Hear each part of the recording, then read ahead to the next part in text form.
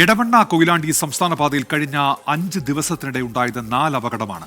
Road നിർമ്മാണത്തിലെ അശാസ്ത്രീയതയാണ് അപകടങ്ങൾ തുടർക്കഥയാകുന്നതിന് കാരണം എന്നാണ് നാട്ടുകാർ പറയുന്നത്.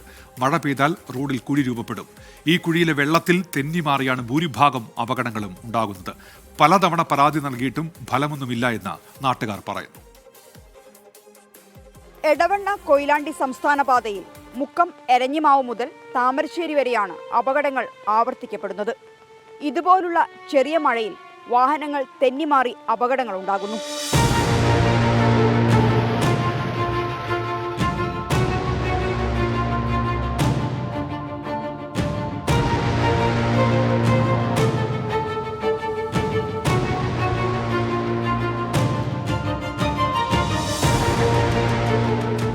കഴിഞ്ഞ 5 ദിവസത്തിനിടെ ഉണ്ടായത് 4 അപകടം, മിക്കതും നിയന്ത്രണം വിട്ട് തെന്നിമാറിയുള്ളത്.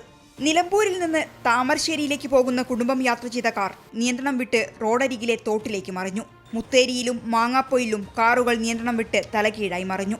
ഓമശ്ശേരിയിൽ മിനി പിക്കപ്പ് ലോറി കടകളിലേക്ക് പാഞ്ഞുകയറി.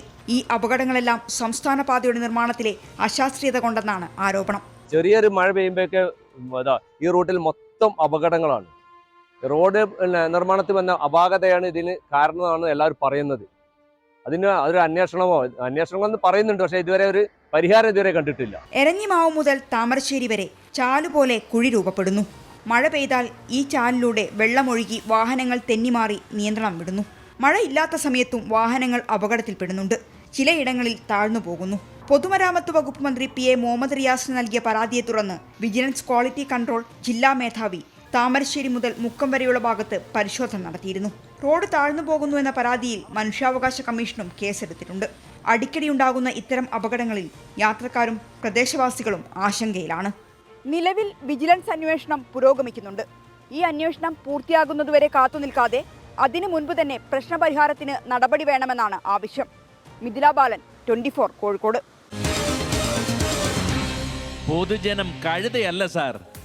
റോഡിന്റെ അപാകത ഒരു പ്രശ്നമായി നാട്ടുകാർ പറയുന്നുണ്ട്. ശാസ്ത്രീയ പരിശോധന നടത്തി ഇക്കാര്യങ്ങളിലൊക്കെ നടപടി വേണമെന്ന് അവർ ആവശ്യപ്പെടുന്നുണ്ട്. പ്രതികരണങ്ങളിലേക്ക്. 10 ദിവസത്തിനുള്ളിൽ 3-4 ആക്സിഡന്റ് നമ്മൾ സ്ഥിരമായിട്ട് കാണുന്ന വീട് ആയതുകൊണ്ട് സ്ഥിരം കിട്ടുന്നതാണ്.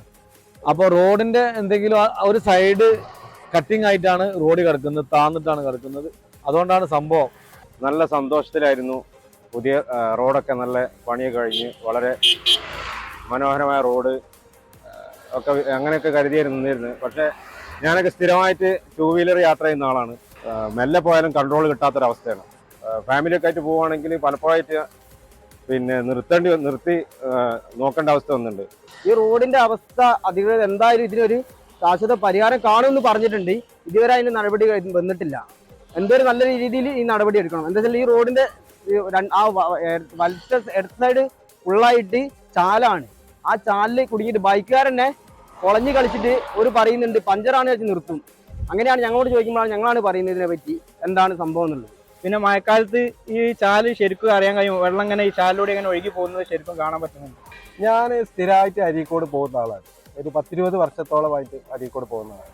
ഈ റോഡ് ഇങ്ങനെ വികസിപ്പിച്ചതിന് ശേഷം പല ദിവസങ്ങളിലായിട്ട് പല സ്ഥലങ്ങളിൽ അപകടങ്ങളും ഞാൻ കാണുന്നു. അത് ഈ റോഡിന്റെ പ്രവൃത്തിയിലുള്ള എന്തെങ്കിലും തകരാറാണെന്ന് എനിക്ക് തോന്നിയത്. കാരണം ഞാൻ എന്നും പോകുന്ന ആളായതുകൊണ്ട് എനിക്ക് മനസ്സിലായത്.